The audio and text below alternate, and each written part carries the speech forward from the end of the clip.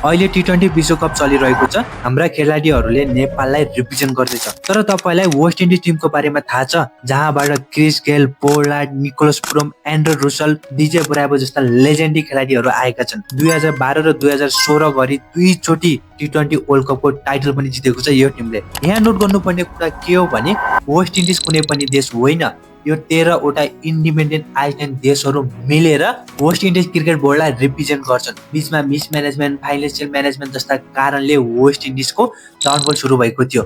यहाँसम्म कि खेलाडीहरू आफ्नो टिमलाई रिप्रेजेन्ट गर्नुको साटो फ्रेन्चाइजहरूमा बिजी हुन थाले। एन्ड बिग न्युज, वेस्ट इन्डिजको कमब्याक भएको जस्तो छ। अस्ति इङ्ल्यान्डलाई हराएपछि it's feel like West Indies team is coming back, जसले कुनै दिन 25 वर्ष क्रिकेट हिस्ट्री डोमिनेट पनि गरेको थियो। सो तपाईलाई वेस्ट इन्डिज टिमको बारेमा के लाग्छ? Let me know in comment.